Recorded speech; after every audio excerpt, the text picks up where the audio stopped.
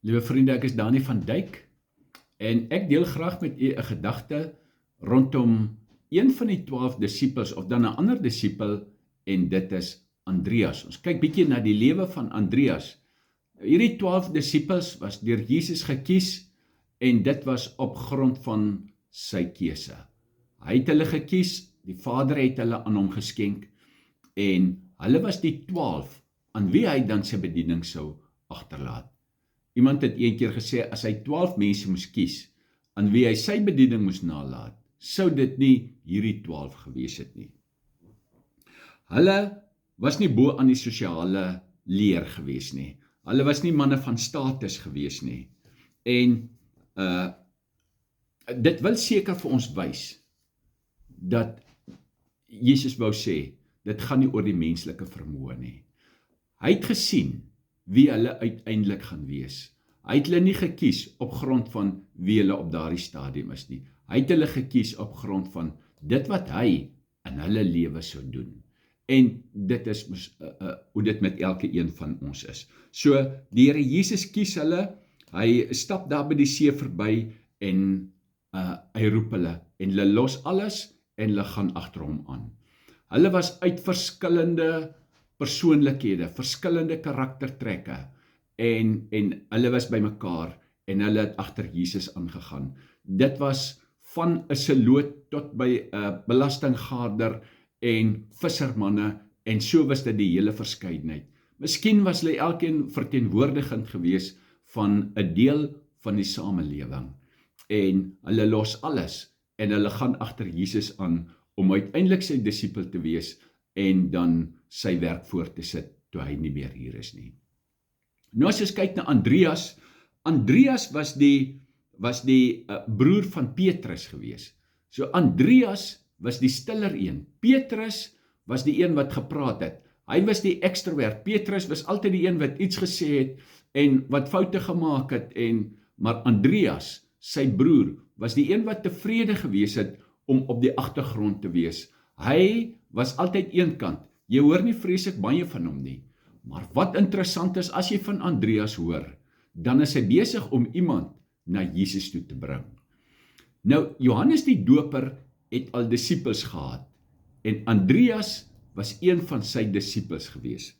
Nou lees ons in Johannes hoofstuk 1. Daar lees ons, in die volgende dag het Johannes weer daar gestaan en 2 van sy disipels en toe hy Jesus sien wandel, sê hy, daar is die lam van God.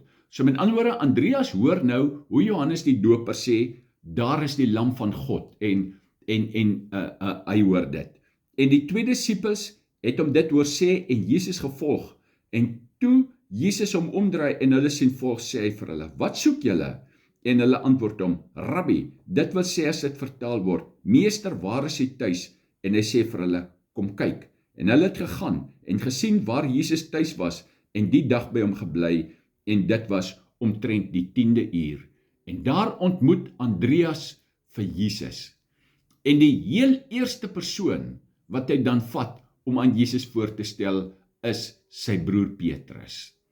Ons lees dan 'n tweede keer van Andreas en dis in Johannes 6. Johannes 6 waar Jesus die brode en die visse vermeerder.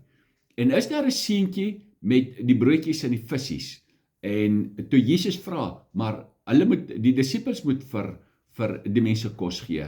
Toe vat Andreas die seentjie met die broodjies en die vissies en hy bring hom na Jesus toe en hy sê, hier is wat ons het. Dis die som totaal van dit wat ons besit. En ons lees dan in Johannes 12. Daar kom die Grieke en die Grieke wil graag vir Jesus sien. En Andreas is die een wat hulle dan na Jesus toe vat. So ons sien in Andreas, hy is op die agtergrond, jy hoor nie baie van hom nie, hy praat nie baie nie, en hy is elke keer die een wat hulle na Jesus toe vat. Met ander woorde, dit wys vir ons die uiterste kritiese belangrikheid van persoonlike kontak, om met mense kontak te maak, om met mense kontak te hou, om vriendskap te maak en vriendskap te behou, dis krities belangrik. Nou stap hulle vir 3 jaar saam met Jesus. Andreas het dit alles gesien. Andreas het gesien hoe dat Jesus preek gehoor hoe dat Jesus preek, hy het gesien hoe die brood vermeerder, hy het gesien hoe Lazarus lewendig geword, hy het dit alles gesien, hy het dit alles beleef. Andreas het dan vir Jesus gesien na die opstanding, en hy was in die bovertrek toe die Heilige Gees uitgestort is, en dit alles.